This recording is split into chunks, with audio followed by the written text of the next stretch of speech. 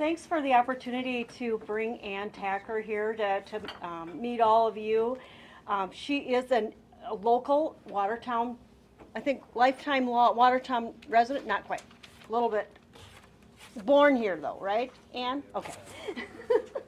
She is a visual artist who is passionate about fiber and metal. She made her living as a fiber artist for about 15 years actually, before a car accident changed how she could work. Enter grad school for a master's in library science, but with no plan to be a librarian. Rather, she wanted to know what they know. And Ann spent 12 years at SDSU as a wildly successful grant specialist and a community development specialist with a creative placemaking specialty. As a teaching artist, she is endorsed by the South Dakota Arts Council, and Ann has taught in communities all over the state of South Dakota and into Minnesota. On the Artists in Schools and Communities roster, she has guided South Dakotans from ages 4 to 98 in creating in a wide variety of mediums. Whether huge murals on the side of buildings, individual projects, or group collaborations, the one theme that follows through each project is that each individual is bringing their ideas and their voices to life through art. Ann is committed to having each person be able to come back to what they created and say, I did that. I've known Ann for the last 2.5 years, since she's one of the first people that welcomed me here to Watertown, so she has a special place in my heart. With an inability to say no, however, she has served as president of the Watertown Arts Council that was unfortunately later dissolved in the late 1990s. Maybe you didn't know that part of the history. And due to a wild hair for a project during the South Dakota Artists Network was hosted in Watertown, she and Larry Nygaard were entrusted with the Northern Prairie Performing Arts nonprofit with plans to one day have Watertown again be a thriving arts council. Another harebrained idea called Arts Night at the Pub brought Northern Prairie Performing Arts back to life, and the association, the council was renamed Northern Prairie Arts. Fast forward 12 years later, the Arts Night at the Pub is still going strong. You have heard me invite you several times over the last year and a half, and it's still growing strong. It happens every second Thursday, and now at Dempsey's at the airport. Really a fun evening, very relaxed. You'll meet a lot of wonderful people, and if you haven't heard me say come, please come. With plenty of ideas, Ann is looking forward to one day soon returning to the studio to bang on some metal and create color with her dyes and silk. And she says it's been too long since she's had time to do that. So with that introduction, I want to welcome Ann Taecker.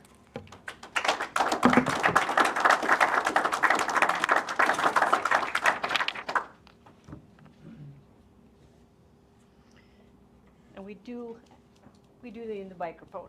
That's okay.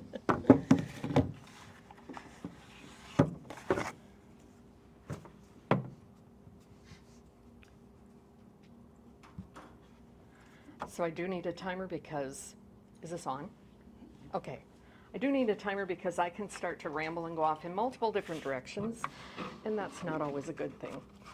So thank you, Julia, for inviting me, and thank you for the efforts that you put forth to help Northern Prairie Arts do what we do. So I know you've all heard of Northern Prairie Arts from Julia, but before she started telling you about it, how many have heard of Northern Prairie Arts? Please raise your hand. Okay. How many of you have heard about Arts Night at the Pub? That's good. How many of you have attended Arts Night at the Pub?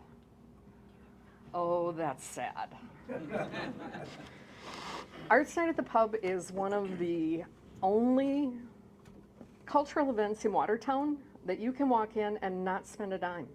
It's all ages friendly, handicap friendly, and over the years, we have featured over 350 creative people's work. It's local people, it's regional people. During the plague, we quickly, the world shut down on Monday. On Thursday was our scheduled arts night. We canceled that month. By April, we were doing arts night at the pub virtually. And since we've returned to Dempsey's, we've continued to keep the virtual component of it so that friends and family from afar are able to participate. During the plague, one of the really cool benefits that came out of doing virtual arts night is we were able to feature people that it really wasn't possible to bring them and their art to town for a one-night thing. Kind of hard to get a life-size buffalo sculpture into Dempsey's and to bring a body of work. Kind of hard to bring, anybody here know Dick Termes? His work? Oh, thank you. More people need to, because Dick is a South Dakota treasure, as is John Lopez. John Lopez is a ranch guy out of Lemon, and one of his missions in life is to keep Lemon thriving. And he has done so much for community development there. It's phenomenal. Dick, if I take and turn myself completely around and look at the entire room, top to bottom, everybody in here, all of it, Dick takes what you see here, paints it on the outside of a sphere, turns what I see going around inside out. His work is phenomenal. Okay, so we got to feature those people by going virtual. And I kind of got off script right away, but my script is pretty loose. Did you know that first thing, there's a big misconception that an arts council is only for artists. No, that was Northeast Artists Network. And Northeast Artists Network was, as we described it, a loosely disorganized organization or loosely disorganized gathering for artists. We got together, we socialized. It's kind of like a writer's group. You get together and you go, hey, I'm having a problem with this. How do I fix it? We showed off what we did. We talked art. Did you know that there's something going on down in Brookings? Did you know there's something happening in the pavilion? That is an artist group. Arts Council is for anybody who lives, breathes, or walks through a community. It's about bringing cultural events where we live, not having to drive to Sioux Falls, not having to drive to Brookings for a cultural event. Watertown had one of the very first arts councils in the state. There's some debate up if we were number 1 or number 2, but that was all due to Florence Bruin. And I think there's probably only about 3-4 people in here who don't know Florence or know who Florence was. She was definitely a local gem. And she served on the Arts Council board when I first was president for Watertown Area Arts Council. Unfortunately, in the late 90s, the Arts Council was dissolved. And Watertown had nothing for quite some time. We had town players, we had the Redland Center. However, the Redland Center's function in a community is not art and culture for the citizens. Its function in the community is tourism, pure and simple. The art's not going to change other than when they change what's there, but it's still a museum of one person's work. And town players, they're doing great work, and they actually were incubated in Watertown Area Arts Council a long time ago. So I talked a little bit about Northeast Artists Network, the loosely disorganized group.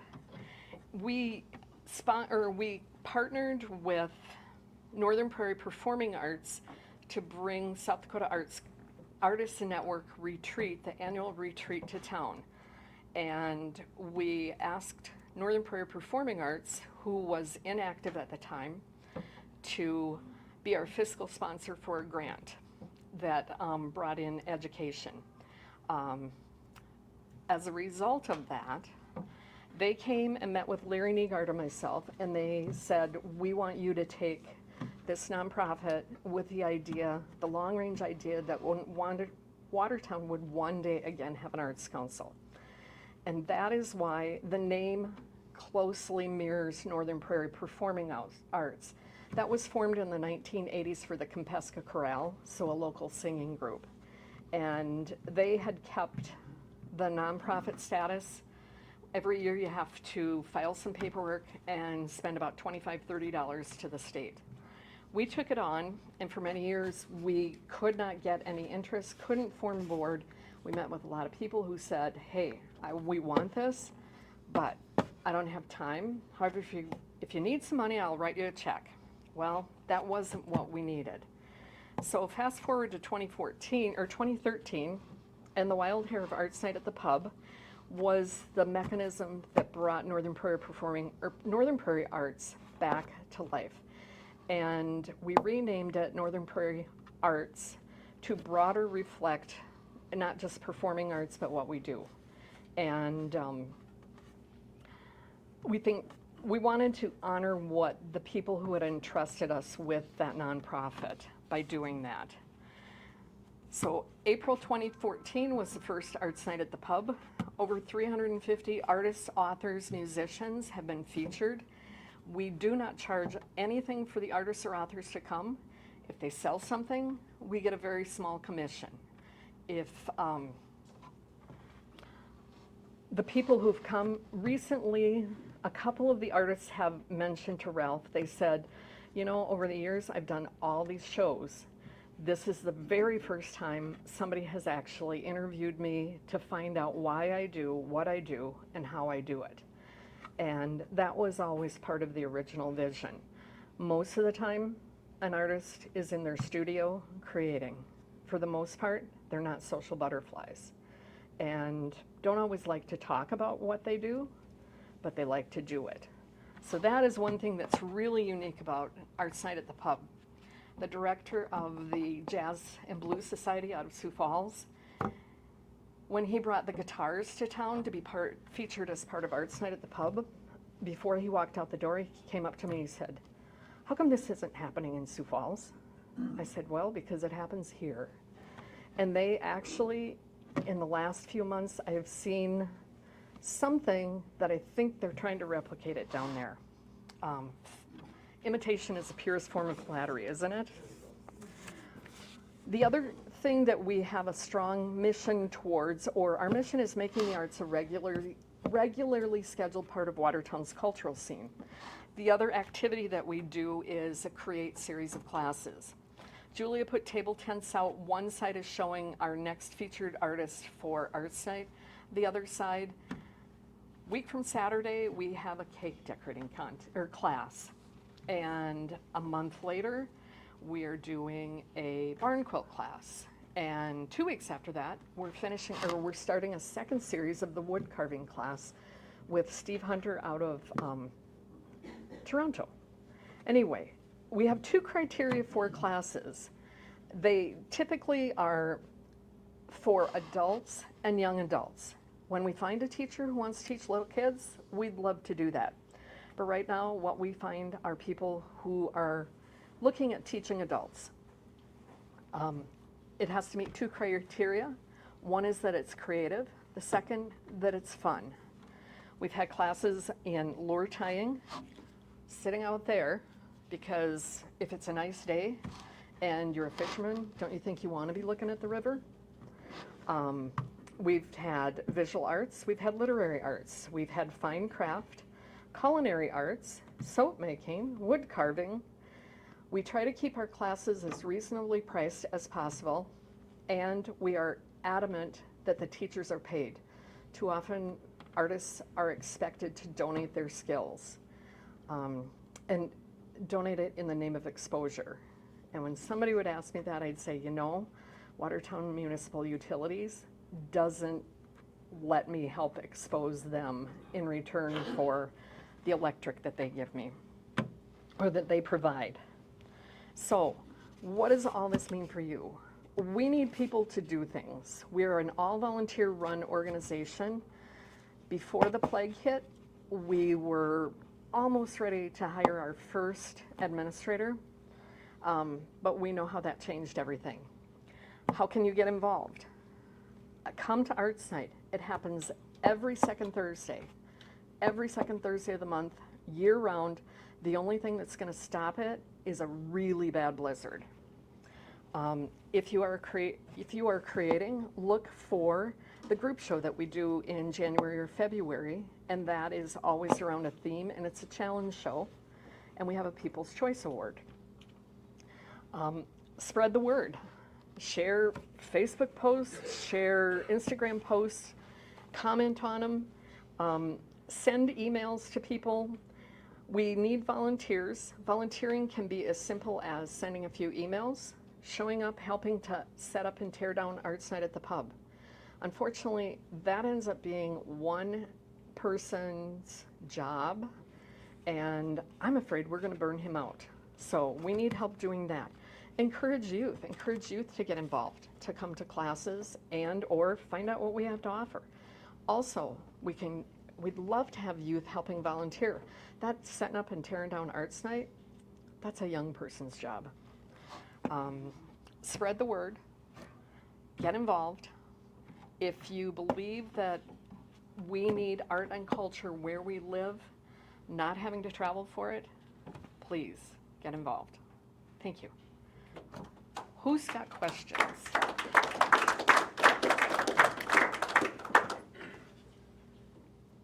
Yes. Not a question, but a comment. I'm guessing you would know this about Mr. Termes. A year ago, he was commissioned by the state to design a piece for the 100th celebration of the legislature out there. If you're ever out at the Capitol building, go up to the 4th floor. It's hanging very prominently, just an awesome piece of artwork. Thanks, Glenn. I didn't know that. The first time I saw it. Also quite a number of his pieces in the Mayo Clinic. Okay. Hanging in one of the buildings. It's just gorgeous. The first time I encountered his work was in the 1980s, before I was born, because I'm only 23. And your neighbor and I used to go skiing every year and out in the hills for a few years. Then we grew up and went to Colorado. Anyway, we were sitting in the old number 10 saloon when everybody could smoke in there. Oh, back in the good old days.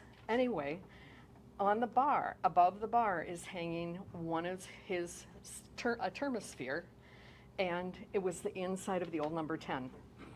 He now has 2 or 3 geodesic dome houses that are his gallery out in Spearfish, and if you're ever out there, you gotta go see his work.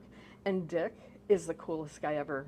If he was sitting right here, you'd never know. He does what he does, and he's been all over the world doing this.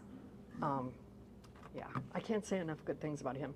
John Lopez, too. Yes? You know why the Arts Council disbanded? Lack of interest. If you know where Town Players, that building used to be called Arts on Broadway, and we had a gallery space in there. We had a different art show every month. Ramona just reminded me of that. Ramona Vogeley was a huge supporter and president of the Arts Council for many years, and then she waylaid me one day and said, "I think you need to take this on." And then I backed away because I was working on building my business, and yeah, it just sort of lack of interest, unfortunately. And we had the first one in the state, and why they didn't just go inactive, I don't understand. Yes? You mentioned that knee guard, right? Yep. And you used to work for the PO, I believe. Larry worked for the PO, he worked for Dakota out of Webster. The mural that is on the west wall of Dempsey's, Larry painted that. Well, he and Roxanne were business neighbors of mine for several years. Is Roxanne still around? Roxanne unfortunately passed away a few years ago, probably 3 years ago maybe. And I didn't know that. I actually got a phone call from her phone during Arts Night, and it was her daughter calling to tell us that she went to heaven. Sorry to hear that. Yeah. thank you all very much. We've got surveys on the table. Please help us.